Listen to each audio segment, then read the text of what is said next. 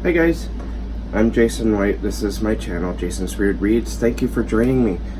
Recently, I was tagged by Edward Lorn, also known as E, to do the mid-year book freakout tag. And I did a tag similar to this, the mid-year catch-up tag, but this one had some different questions in it, so I thought I'd tackle it. And thank you, E, for tagging me. I appreciate that. Now, it's very hot today, so I got my air conditioning on, so I hope you don't mind the background noise.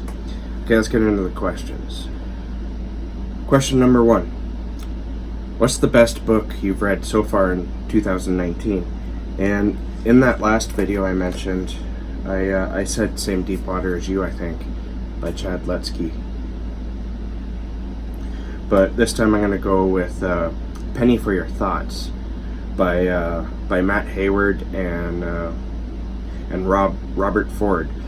It's a very good book. That last one, or Penny for Your Thoughts, it's very funny, and it's funny in a natural way that I truly appreciated. And if you're looking for something funny, I recommend that. And it's also very dark. There's some very twisted things that happen in that book. But overall, it's very entertaining. It's a lot of fun to read. Question number 2. The best sequel you've read so far in 2019. And that is by far, this is book 4 actually, but it says even on the cover, sequel to the New York Times best-selling The Dragon Reborn, which is book 3. And that's The Shadow Rising by Robert Jordan. This is a hefty book. It's the first really big book in the series. It's the hardcover version is about 900 pages, and the audio version was like 41 hours, I believe. It's insane. And there's a lot of stuff going on in that book that you learn about. You learn about more of the world that you're visiting within the Wheel of Time, and especially with the Aiel. And I really enjoyed listening to them. Plus, there's some really good battle scenes in that one, especially at the end. All right. Next question. New release that you haven't read to, but want to. And to be honest with you, I don't know. Actually, I do have an answer for that. Editing, god damn it. Alright, so I did jump on the bandwagon a bit. A lot of people were going on about this book, and I'm glad I bought it. It's such a beautiful book, just the cover. But I went and I got the Priory of the Orange Tree, and it just sounds like a really good story. I've heard mixed reviews on it, but I'm still excited to read it. And the only thing that's holding me back, honestly, is the size of it. Now this book, hardcover, is, let me see here, it's also about 800 pages. That's a lot. So I am looking forward to getting to this, but it might not happen until after the Wheel of Time read along. I just don't want to hurt my book. I don't want to get lost in 2 really thick books, Alright, next question. Most anticipated release for the second half of 2019. And Paul Tremblay, he's coming out with a collection of short stories that's coming out very soon. I'm looking forward to. The name escapes me right now, even though I have my answers written down here. I forgot to look it up. But yeah, definitely the Paul Tremblay collection of short stories. Last year, I read his Cabin at the End of the World. And man, that was intense. I know some people who said that book was boring. What? Okay, moving on. Next question. Biggest disappointment.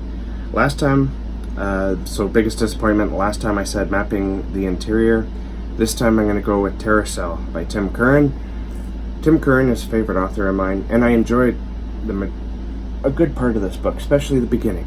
The beginning up until about maybe the halfway point, It's all classic Tim Curran, but then it kind of goes off the rails, and not in a good way. And thinking about it, it couldn't go anywhere else, I guess, but it just seemed like the author was just trying to wrap it up. And but the beginning, for such a strong beginning where there's some actually creepy scenes and some good dialogue between characters who don't get along, and for it just to go off the rails really disappointed me. It could have been better, I guess, but Tim Curran, he's I don't think Terror Cell was ever considered like one of Tim Curran's best anyway, so I'm definitely not going to stop reading him for that or anything like that. And overall it was enjoyable. I just wish that that the ending was as strong as the beginning, which happens a lot, but this one, it was just, I don't know, I kind of lost interest. I finished the book, but I did lose interest, and that's a bad sign. Next question, what's the biggest surprise? Last time I mentioned Chad Ludsky's Same Deep Water as You, but there's somebody I completely forgot that I wanted to mention as well. Two people, actually. Down Guy Gam. She wrote this, Glass Slipper Dreams Shattered, and it's a very short piece, or it's a collection of short stories, flash fiction mixed with some poetry, and these are almost as hard-hitting as any Chad Ludsky book. But they're very bite-sized stories, and they pretty much get right to the point right away. And like I said, there's some poetry in here as well. So I really recommend picking up Glass Slipper Dreams Shattered. I don't think you'll be disappointed. It's a very fast read. You can do it in like an hour and a half. And also, Halloween Fiend. I had a lot of fun with this book. I did have some issues with the ending. That's not out of the ordinary. I think endings are really, really hard to do. But overall, the rest of this book was just a lot of fun, and I highly recommend reading it at Halloween. And that's by C.V. Hunt. I don't know if I mentioned that. Favorite new author is the next question. It's either debut or new to you, and I picked 3, and I don't think any of them, no. Oh wait, Down Guy Gam, she's new. I picked her. She's a debut. This was her debut collection. And Chad Ludsky. And I'm also going to go with N.K. Jemisin. She wrote The Fifth Element. Right, The Fifth Element. Sorry, The Fifth Season. Fifth Element. That's a movie. A crazy one, too. I'm so absent-minded. It's crazy.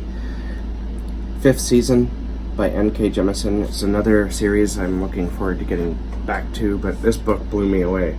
My God, this book is... it's beautiful and ugly and terrifying and weird. All my favorite things in one fantasy book. It's a little bit science fiction too. Pick this up if you haven't and you liked my descriptive words. N.K. Jemisin is definitely going to be a new favorite author of mine.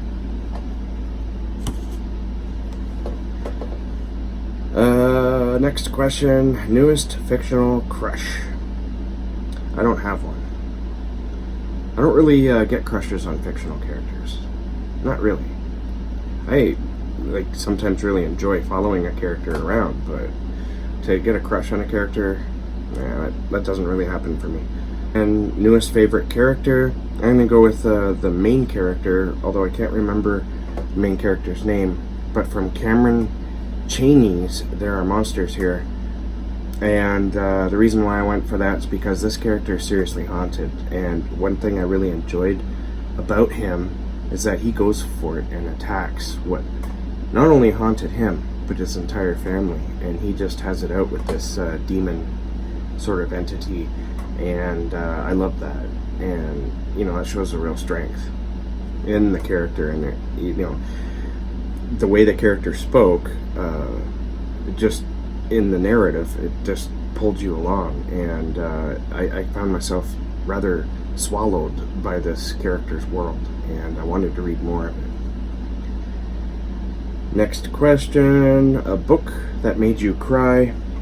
And although I didn't ugly cry or anything, same deep water as you at the end did bring about some misty eyes in me. I was like blinking and, you know, wiping my eyes.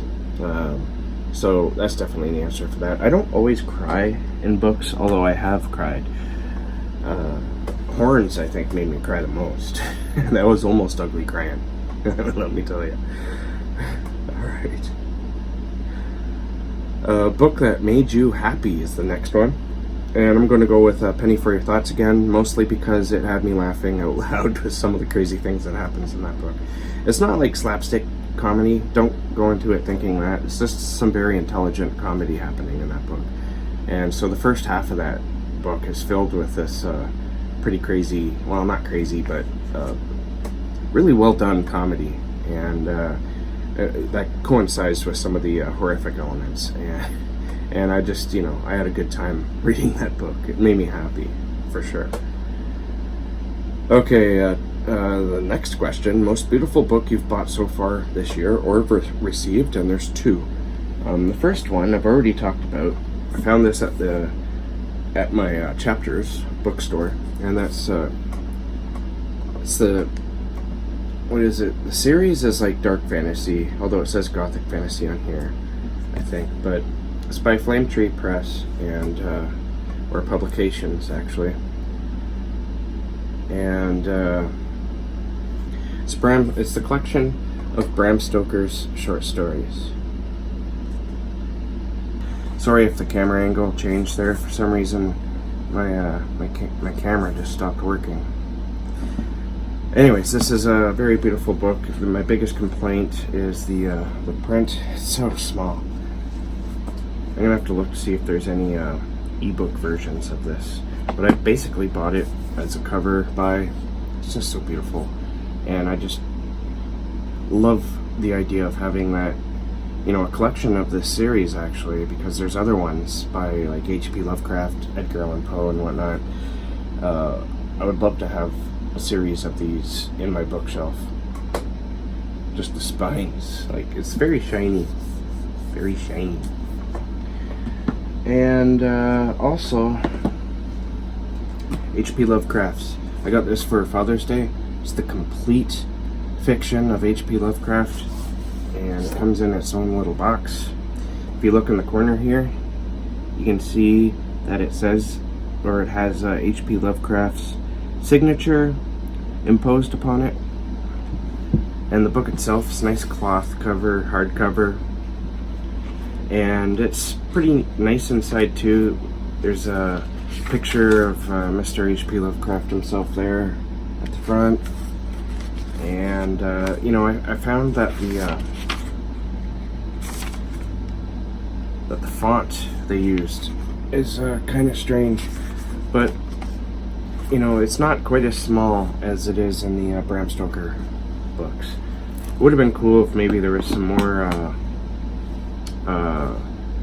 illustrations in this or something, but you know, I'm not going to bitch too much. I always wanted a physical collection of H.P. Lovecraft stories, and now I have it.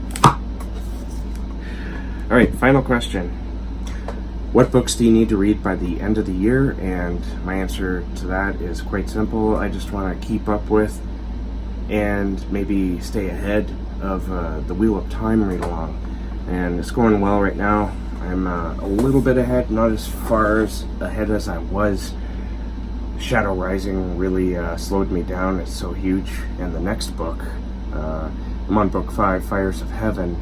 The book after that, The Lord of Chaos, I think it's called, is about the same size as The Shadow Rising. It's about 41 hours long. It took me almost a month and a half to listen to Shadow Rising. Almost, not quite, but I gotta speed things up a bit. Alright, so that's it. Thanks again, E, for tagging me. And if you have made it this far, thank you for watching. And keep being creative, and I will catch you in the next bookish video.